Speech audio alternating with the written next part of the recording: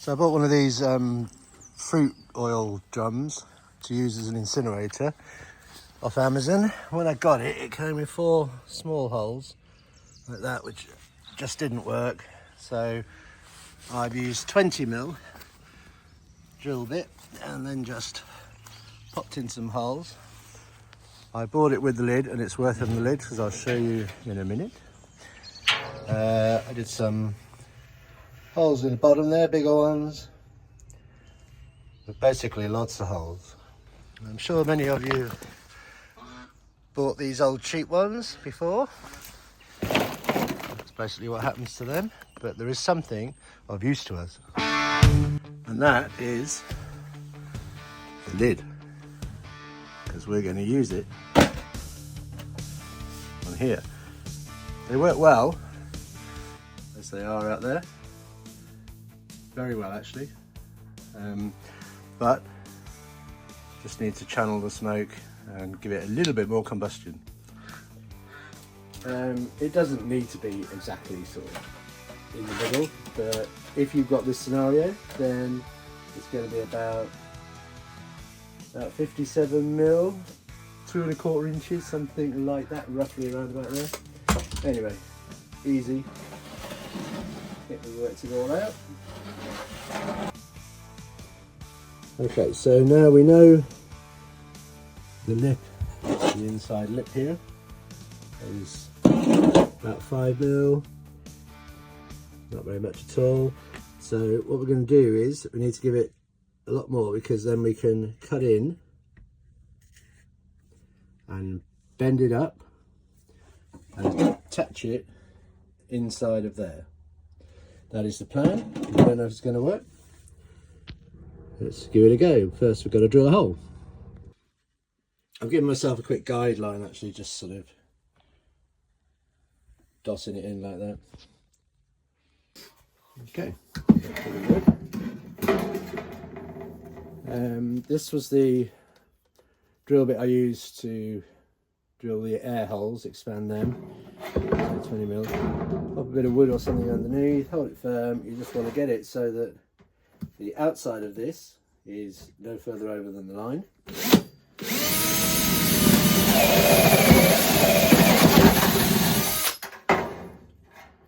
Boom, you get a load of them. Yeah.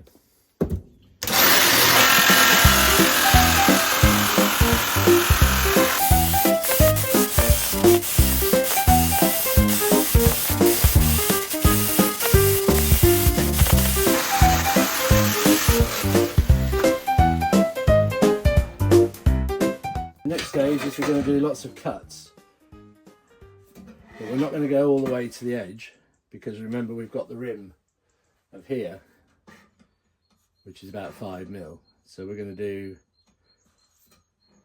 lots of cuts, and then even those can actually be taken out if you wanted.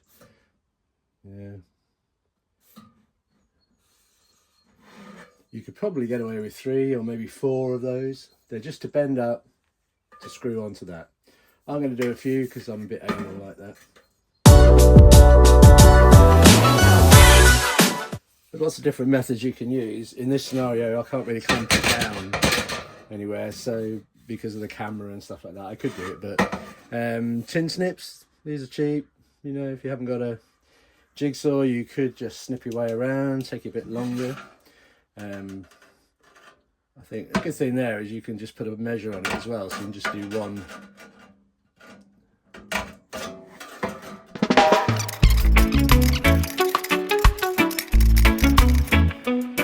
It probably might be easier as well just to do some snips in the middle.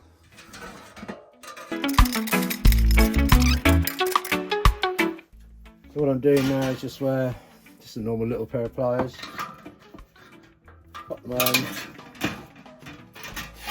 bend it up. Alright, let's give it a go. First try. Look at that, eh? You can kind of get the idea of what's happening. So where these are, we just need to find some way of attaching them. Nice and tight. And then we can bang those round So this being the only actual workspace, like bench available, it's the other half side of the shed. Somewhere I've got in my little emporium here. Oh dear. Just got planning for a new man cave, so I'll take you through that. Anyway, what I have got somewhere are some short, dumpy ones of these. They've got a funny end. They're self-drilling, so they drill into metal. We in the UK call them tech screws, I think. Something that, I mean, I probably had those 20 years, and now this would be the first time I'd use one, but I'm not, because I'm going to pilot hole anyway. So I'm going to pilot hole because it's all a bit precarious. It's all just a bit everywhere, and it's hard to keep still. So I'm going to put some pressure down on it, keep it tight to the thing. I think I've got probably the bluntest drill in the world.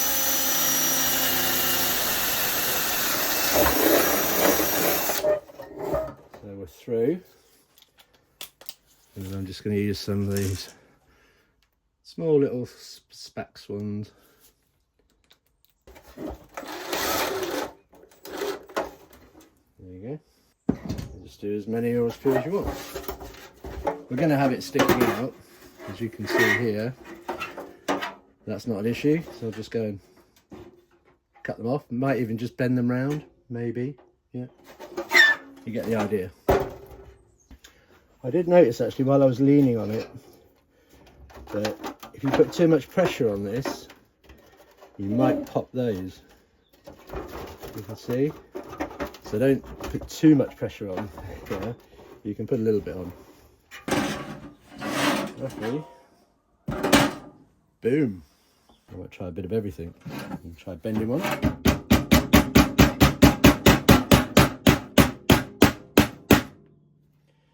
Yeah, you know what? I think that might be a better option.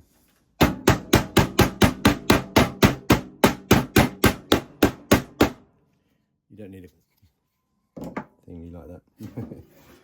Yeah, alright, so I'm going to do a few more. And then just bend these over. You see as they fall. And then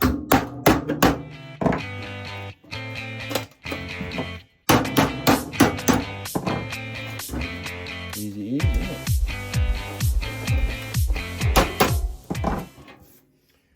More rust coming off. Yeah. So my thought processes for this was, we could just sort of cut, bend over, make some legs, have it sitting high if we wanted. But where I live, it's quite windy. So what I tend to do is pop a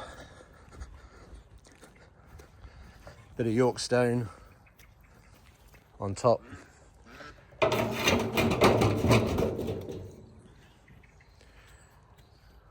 Stop it flying away. There we are. Unfortunately, I've done all my burning, so I can't give you a demo, but I will let you know. And perhaps if you try it, you could let me know. Anyway,